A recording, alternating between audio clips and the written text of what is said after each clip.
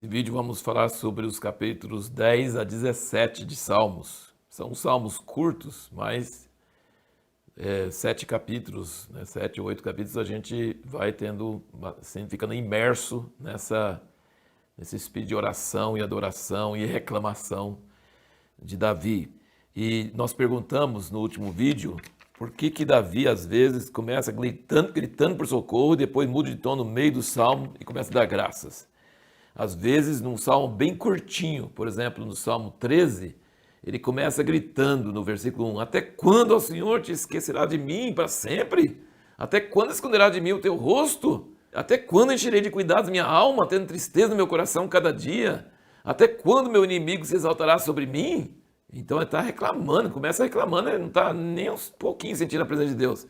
Mas esse salmo só tem 6 versículos. No versículo 5 ele fala: Mas eu confio na tua benignidade. Recede, lembra que nós falamos? Essa benignidade é aquela misericórdia duradoura, mesmo que você está numa situação achando que Deus sumiu e desapareceu. Ele fala: Mas eu confio na tua benignidade, o meu coração se regozija na tua salvação. Gente, Davi estava falando: Até quando você esconder? Até quando tu tem misericórdia? Me acode agora. Me alegro na tua salvação. Como é que ele muda no meio do salmo? Esse é o princípio da oração. Quando você começa orando, o importante é a sinceridade. É falar, não é fazer palavras bonitas, decoradas, aprendidas. Não. É falar do que você está sentindo mesmo. E às vezes está sentindo desespero, às vezes está sentindo que não, Deus está longe.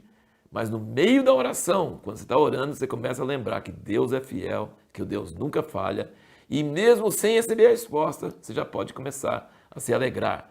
Então Davi muda muitas vezes no meio do salmo, até de salmos curtos. Por quê? Porque em vez da oração estar só subindo a Deus, Deus está agindo já no espírito de Davi através da oração. Ele está recebendo de volta. É uma estrada de duas mãos. Vai e volta. Você reclama com Deus, depois Deus começa a falar no seu espírito e falar com você. Esse é um grande princípio da oração. Maravilhoso. Você vai ver isso muito salmo, né? O 10 mesmo. Por que te conservas ao longe, Senhor? Por que te esconde em tempo de angústia? Os ímpios estão ficando fortes e tal. E ele fala.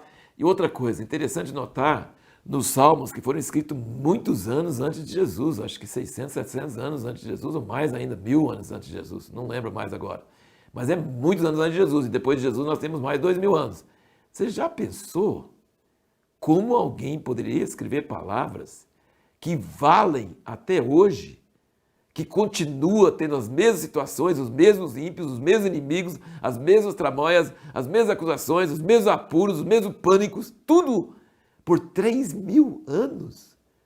Por isso que os salmos são clássicos, é coisa clássica, afeta o ser humano em toda a parte do globo terrestre, em qualquer época da história. Isso é tremendo, um tesouro de Deus. E, continuando aquele tema que nós falamos no último vídeo, ele fala, no 11, versículo 4, ele fala: O Senhor está no seu santo templo, o trono do Senhor está nos céus. Ele fala do templo e do trono. E outra coisa, Deus sendo tão alto, tão sublime, tendo ninguém acima dele, infinito, eterno, onisciente, é tão majestoso que se a gente for pensar, nós somos pior que uma formiga em relação a nós. Assim, não somos um verme, não somos nada. Mas Deus se interessa com todo o detalhe da vida de cada ser humano. Hoje acho que deve ter perto de 8 bilhões de seres humanos. Deus interessa pelo número de cabelo que tem na cabeça de cada uma dessas pessoas. E não só isso, o número de cabelo, assim, só uma moda de dizer, do tamanho do cérebro de Deus. Mas assim, o computador deles, capacidade de processamento de Deus é uma coisa incrível. Ele consegue saber os nossos pensamentos. O raio-x dele não pega só o que tem dentro do corpo, debaixo da pele, ele pega seus pensamentos, suas intenções, todos os detalhes da sua vida. E ele não está lá simplesmente como um grande tirano, isso aí é um dos bilhões. Não, ele é uma pessoa que ele fica alegre quando você faz o bem, ele fica triste quando você faz o mal, nossas ações, nossa moral afeta Deus. Você lembra que no livro de Jó, os amigos dele, ele mesmo às vezes falaram: o que tem nós, o que nós afetamos Deus? A nossa moral afeta sim. Aqui ele diz, aqui é o exemplo desse versículo, mas fala muitas vezes aqui, ó, em capítulo 11, versículo 4, ele diz: Seus olhos contemplam, as suas pálpebras provam os filhos dos homens. O Senhor prova o justo e o ímpio, a sua alma odeia ao que ama a violência. Em muitos lugares aqui nos Salmos ele fala que Deus sonda os corações, que Deus está procurando saber. Então a nossa justiça ou a nossa injustiça afeta Deus. Ele não só sabe, como ele se importa. É uma coisa muito grande. O coração infinito de Deus e a mente infinita de Deus. E o interesse infinito de Deus. A paixão infinita de Deus. E aqui, por exemplo, no capítulo 17, que é o último capítulo da nossa leitura de hoje, né? No versículo 3, provas-me o coração, visitas-me de noite, examinas-me. Então Deus está provando, examinando. Por que Deus está examinando? Se achar iniquidade, ele vai tratar conosco. Mas ele trata para o bem, ele não trata para o mal.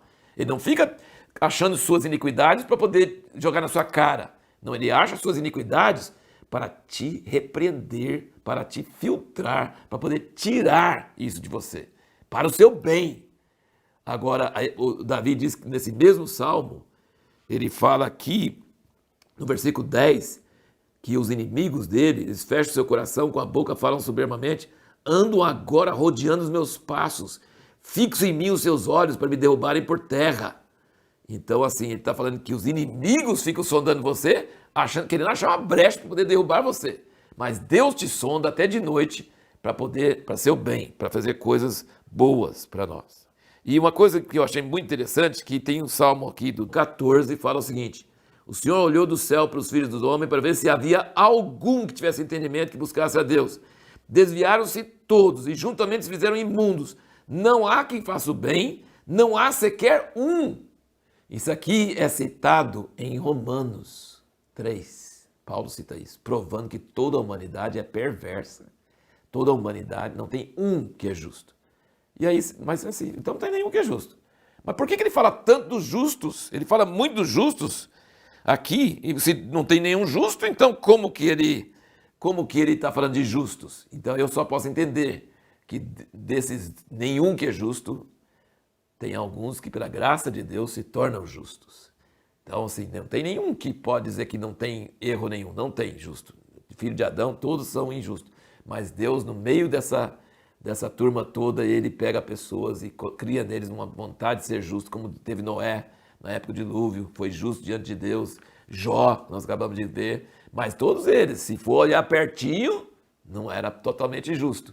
Então, justo é só Deus, aqui na terra ninguém, mas existem pessoas que Deus atrai, que pela graça leva a buscar justiça, e esses começam a ser justos aos olhos de Deus. A pergunta que nós vamos responder no próximo vídeo é: por que a gratidão a Deus exige fé?